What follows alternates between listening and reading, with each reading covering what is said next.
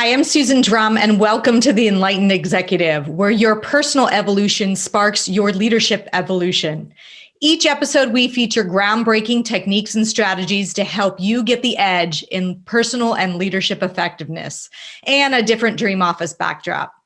Today, we are going to focus on ayahuasca, and we're going to learn a bit more what it is and how it can actually help you personally and professionally. And we've got a very special guest who shall remain anonymous, and we're going to call him Dave. And he's a very successful venture capitalist, been in Silicon Valley over 20 years, working at 20 years, and holds an MBA from Stanford. So Dave is with us today to describe a bit about his experience and how it's helped him. And the reason I'm talking about this topic is because I've had an intense curiosity about it. People have asked me some questions about it, including very prominent executives. And I think more and more executives are learning about it. However, most of them need to go overseas in order to do a journey. So let's dive in. Let's find out a little bit more about it. And welcome, Dave. Thanks so much for taking the time. Yeah, glad to be here. Thank you. Awesome. So tell us for people who don't know ayahuasca, or maybe you've just heard the name, but they're not quite sure. What can you tell us more about what it is? Sure. Ayahuasca is a psychoactive brew. It originates in South America and known as an entheogenic brew, meaning psychoactive. It's actually brewed from two vines usually found in the rainforest or the jungle, the Banisteriopsis cacti vine and the Psychotria viridis shrub. They both come together for a specific reason. One of the plants contains the psychoactive compound DMT, a naturally occurring substance often found in certain plants, supposedly produced by the pineal gland at the time of birth or death or near-death experiences. And also the other plant acts as a monoamine oxidase inhibitor, an MAO inhibitor. And what happens with the magic of these two combined together is that DMT is quickly usually synthesized in the human body and doesn't have the ongoing sort of psychotropic effect, but the MAO inhibitor acts to prevent the breakdown and keeps the psychoactive effect going for several hours. And the two combined create a very potent brew, which you usually drink in the proper set and setting, guided by a shaman who usually has devoted his or her life towards working with these plants, knows them intricately, and brings sort of their indigenous culture, indigenous wisdom in this type of setting.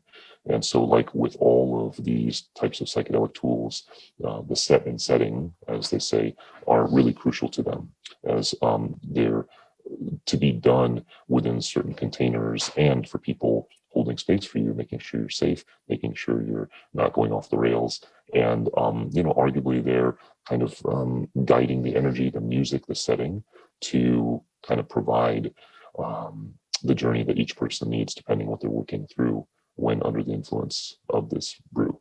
Yeah. Does that make sense? Yeah. I mean, mostly makes sense. I imagine some of the terms around what it is.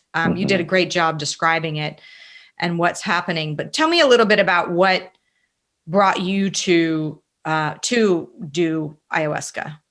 It was primarily for the notion of self-introspection and growth. And what ayahuasca is often known to be able to do is help each person, go into their lineage, unpack patterns or loops, and especially epigenetic trauma. And so the way I've described it is, imagine ayahuasca decompiling you so that you can step outside of yourself and even look back into your lineage, your ancestry, and kind of see, maybe from an outside perspective, not so much stuck inside your own head and narrative, all the unresolved, emotional baggage, the trauma, those things that were inherited to you by your parents and their parents before them, and on and on and on. It can be really healing sometimes for dealing with that type of bloodline trauma and understanding your own loops. And if anything, just getting out of your own neurotic story sometimes. And what's beautiful about that is as you integrate, you realize you have this choice of, okay, see these little parts of me, where they come from. I have more empathy and forgiveness for, my parents, their grandparents, etc., where that came from. Do I want to keep this little loop, this building block within me as I continue to go on? Tell me more what you mean by loop, and maybe you can explain this. So what did you get out of it? I have a saying that to understand why any institution, organization, or business does what it does, simply look at where the money flows. Just study its business model. You'll understand all the incentives and why it behaves the way it does. For an individual, all you have to do is look at his or her core wound. What is it that is their deepest unresolved trauma? And that'll pretty much explain 99% of their behavior or choice in any moment. That's all any of us is. It's just a collection of these unresolved, emotional baggage and core wounds we're overcompensating for. I think there's a famous saying, we are most passionate about that which we are most denied. So ask any founder, ask any successful, executive, there's probably some form of dysfunctional ambition behind it to compensate for something. Daddy said you weren't good enough. Somebody picked on you and said you'll never make it. Whatever it is, right? We are often overcompensating in functional or dysfunctional ways. And it's really powerful. It was powerful for me to understand, why am I so driven?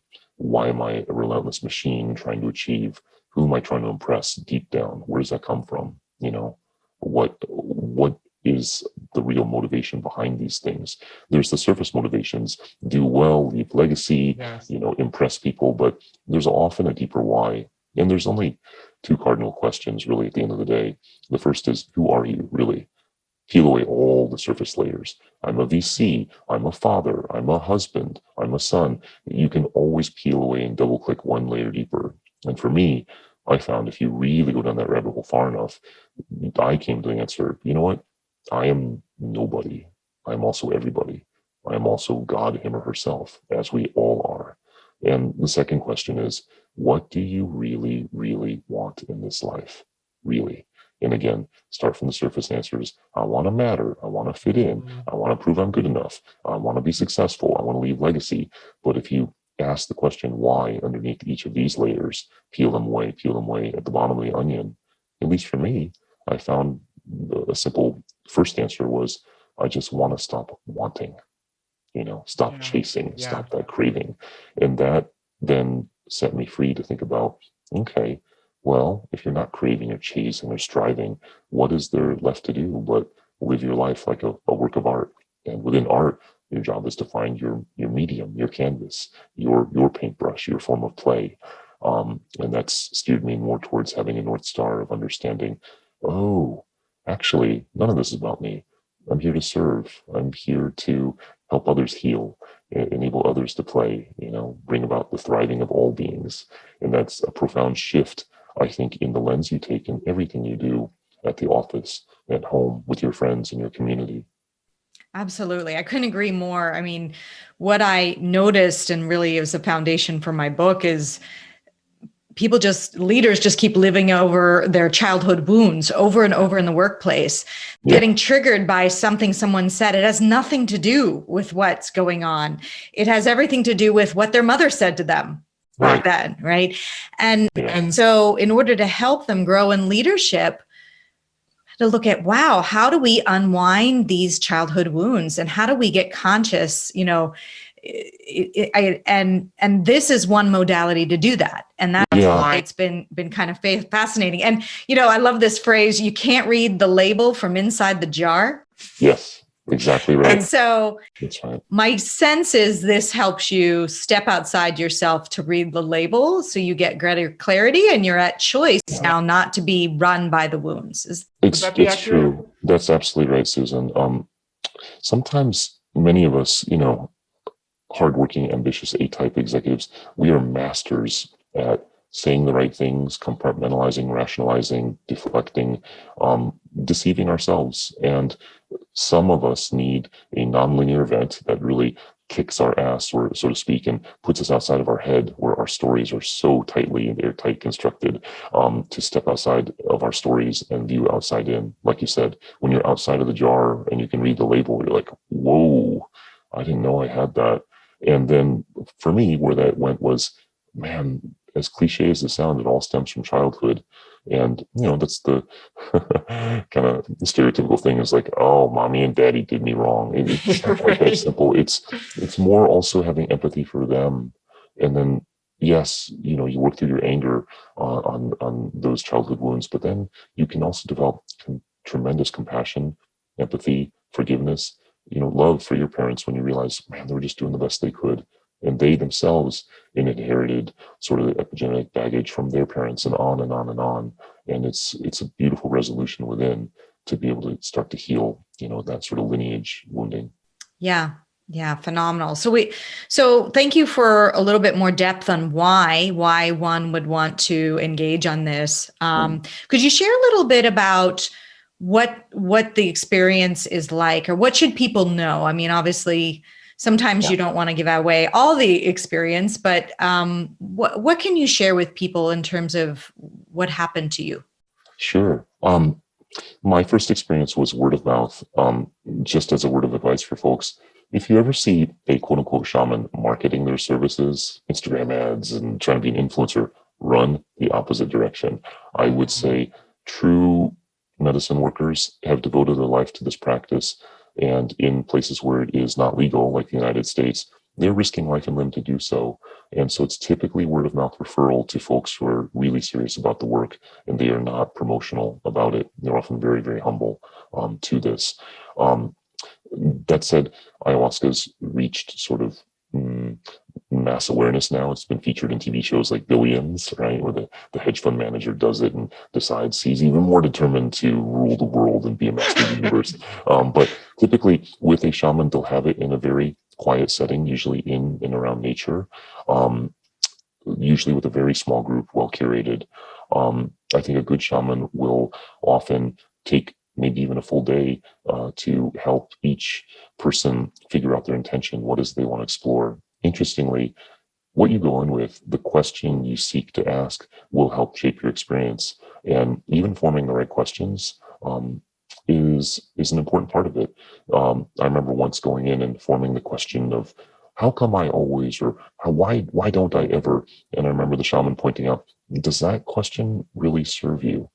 Meaning, what are the assumptions and biases in that question? What doors can that question open? And if you phrase it like, how come I never, there's already so much assumption and weight buried into that. So even refining your intention or question is a key part of that inquiry. There's also something known as the dieta, which is usually about 10 days of preparation beforehand, where you start to cut out elements from your diet, including alcohol, salt, sugar, abstaining from sex, things like that, as you sort of just clear your body energetically and chemically, for this journey you're to undertake, so that your body's maximally sensitive to this new kind of sensory input you'll get. And so when the time comes, usually it's around early evening, as this is a nighttime inward experience. You are in the ceremony setting place. The shaman will have the brew already prepared. It will usually open the container, say some prayers, and set the spiritual container of it with indigenous practices. Has a variety of traditional instruments, and then each person is called up to sit and drink a cup full of this brew, which is not the best tasting in the world. It's very, very earthy. Some people don't mind it. Some people find it, triggering their gag reflex, but it's very earthy. It's roots, it's vines, right? So it might taste like really harsh, say, herbal Chinese medicine or something, but you force it down and you go back and you sit. And from there, the shaman will usually start to sing traditional songs and chants and prayers with traditional instruments. And you close your eyes, and it usually kicks in after about 45 minutes or 60 minutes or so. It is often a 8 to 12 hour ride. And during that time, you may experience waves of nausea. It is really common to purge or vomit, and you usually have a bucket next to your mat. And I know that sounds really nasty, but interestingly, I found the purge is a key part of the process. It's symbolic of letting go of stuck energy, stuck stories, stuck loops, and it's actually an important part of that experience. And you may be sort of throwing up multiple times through the night, but like I said, there's an energetic part of this process that goes with that, right? Usually deep into late night, probably 3, 4 a.m. Ceremony may close out when people are kind of complete with their journey. Then you go back and sleep, and some people stay up and journal. But it's advised that you take a good day or two, maybe a week after, to integrate, which is don't go right back to work. Also, it's commonly advised, don't make big life decisions. Don't go quit your job. Don't go declaring you need a divorce or whatever. Don't go make some major purchase. You might feel wide open and having deep revelations of like, oh my gosh, I've been living my life all wrong. I need to do this, that, or the other. Those aren't necessarily directives. They are questions and clues for you to go meditate on after.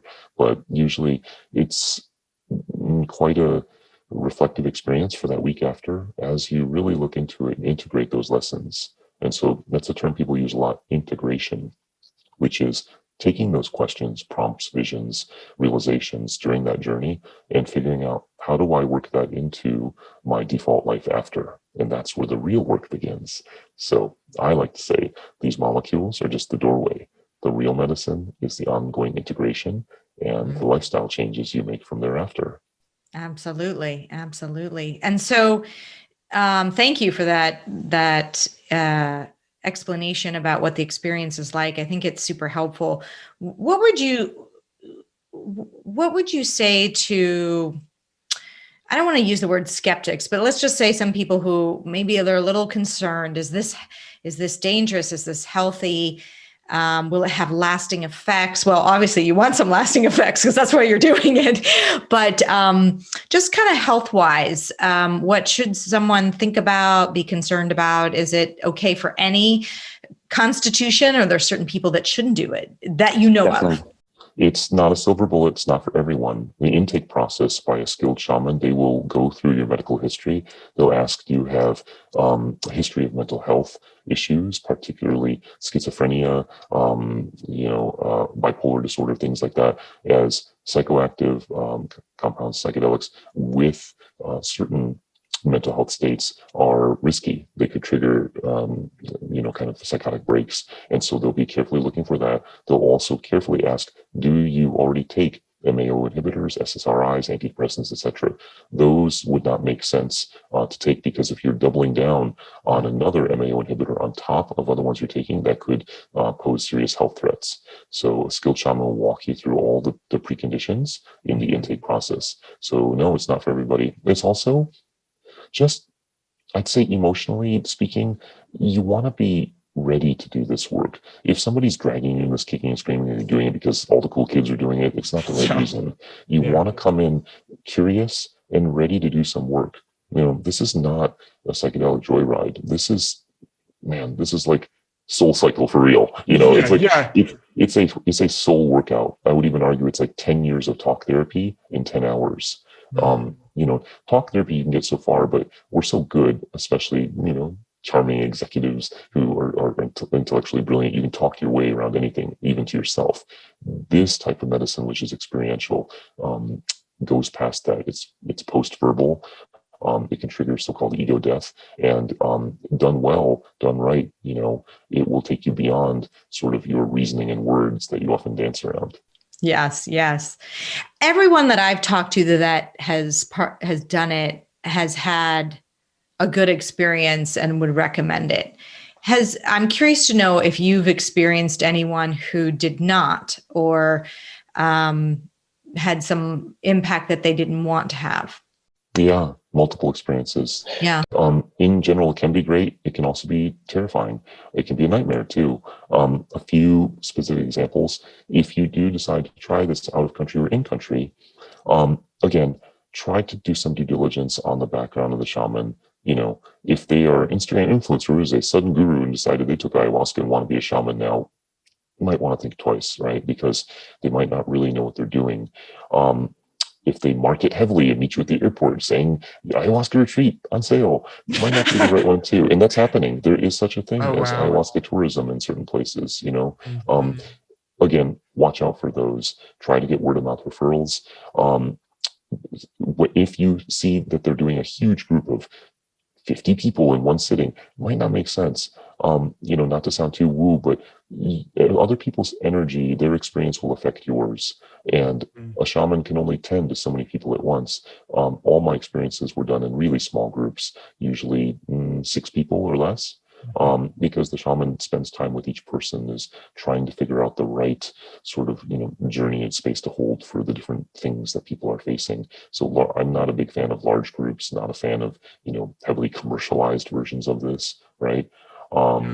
Yeah, so look out for those, and beware of the fake guru shamans. It's become so popular now, and Yes. it's like spirituality is new hipsterism, and so there's going to be a lot of like shaman wannabes. And so if they're a trustafarian 26-year-old from Orange County who's decided that they've got a new shaman name and are doing these things and Instagramming it, that's probably not the right energy as well. Yeah. Have you done it? It sounds like you've done it several times. Is there is one not enough to get, you keep peel? Is it sort of an onion that you keep peeling? Is there a point where you're doing too many, where you become sort of that type of retreat junkie of this? Yes, great point. Tell me about that. Thank you for bringing that up. That's very much a dragon people chase sometimes. And it's because they get addicted to the vehicle, not the lessons and the integration, which again, that's the harder work. Oftentimes, an intensive retreat might have you drinking 2, 3, 4 times in a row. And it's because sometimes the first night is just the opening, getting your body used to it, kind of cracking you open. And the second night, you go in a little bit deeper to investigate issues more broadly, and your system is more ready to kind of drop in more quickly. So I would recommend, if you have the chance to do a sitting where you do 2 or 3 sessions of the medicine consecutively, that can help you go really deep.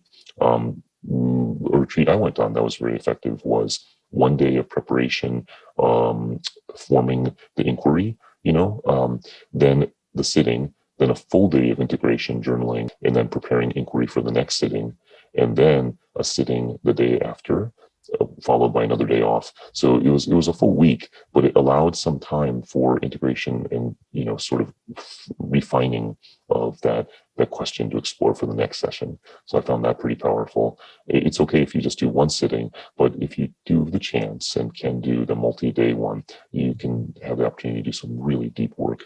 Mm-hmm. How many times have you done that type of experience? 3, 4 times, Okay. I think. Yeah. Of multiple sessions. Each time was different. And boy, the lesson I learned, I have a funny story for you. I went in the first one thinking like, I'm an experienced psychonaut. I love therapy and self-work, and I'm not afraid of facing my demons, and I'm going to ace this, right? Like many of us always think we're going to do great at things. And I'm an achiever. I'm going to achieve at this. And grandmother ayahuasca just whooped my ass. It was just so humbling and painful. And I just came out of it like, okay, don't go into with so many expectations. And the next time I came in just humbly saying, show me what you will. And it turned out to be a beautiful experience, the whole rainbows and unicorns and all that kind of thing. And so I guess the lesson for me was just go in curious and without expectation or, agenda. And that's hard because many of us who are successful, we always have this kind of like, I'm going to crush it type of feeling. And this is not that, and it often will give you what you need, not what you think. Right. You go in with expectations and then it'll show you. So, given most of these are happening outside the country, is that accurate? There are underground ceremonies that happen, again, word of mouth, in the US. It's becoming more and more common now. It is still in the legal gray zone, but we're having more decriminalization of natural plant medicines. So, I wouldn't be surprised if you go to certain cities and states, say Denver and Colorado, or, all the state of Oregon is decrimmed, or come to the Bay Area where Oakland has also had decriminalization. And you can go to some excellent places like the Sage Institute to look into plant medicine therapy. Outside of the country, there's some wonderful places. There's Blue Spirit in Costa Rica. There's more and more resort and healing centers that do offer plant medicine programs, and usually do a good job curating qualified, shamans or providers providers. Yeah. Okay, got it. Yes. Did this originate only from Peru? Do I have that? Is that, or just more broadly South America? Indigenous from Peru, because the relationship with the jungle in that area. And, Susan, what's interesting? Almost every indigenous culture has had some form of this type of spiritual ritual using their environment. It depends. The Lakota Native Americans, they had the sun, so they used sun dancing, as well as sweat lodges.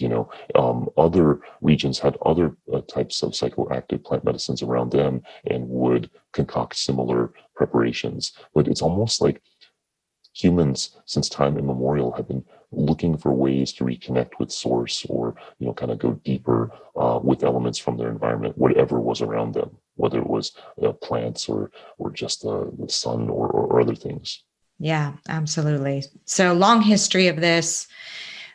And I understand there's some societies in the US that you could get connected with to learn more. Maybe you could share some information about that for listeners. For sure.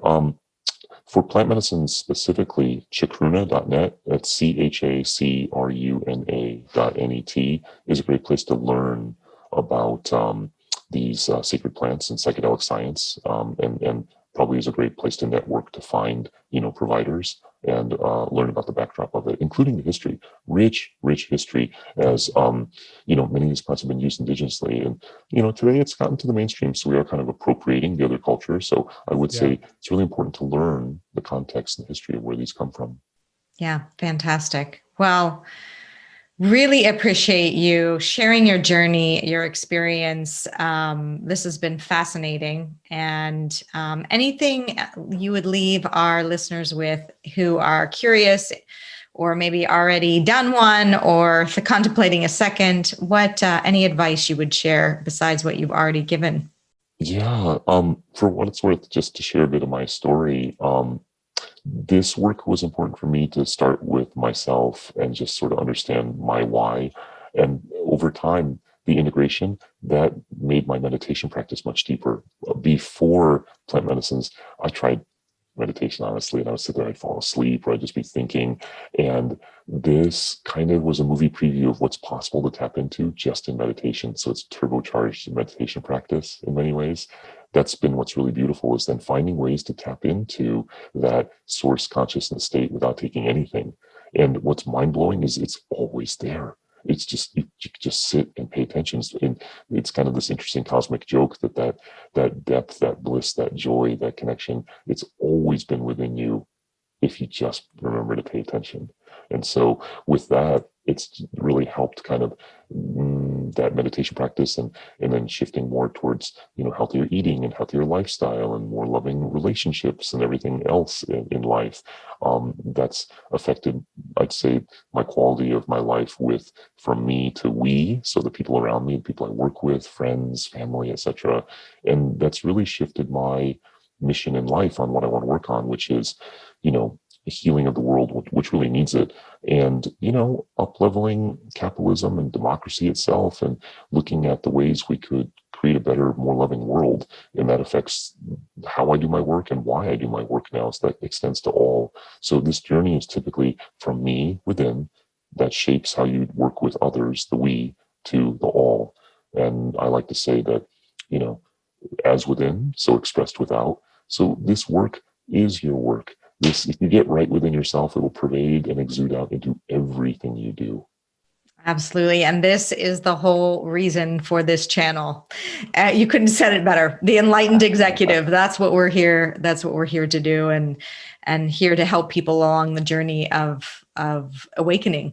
Yeah. Right. So thank you for your time and your wisdom. Really appreciate what you had to share today. Great. Thank you so much. Thanks. Hope you enjoyed today's episode, and I'd like to point you to the next important step. Hit the subscribe button and the bell to get notified when we release new content. I'll see you on the next episode of The Enlightened Executive.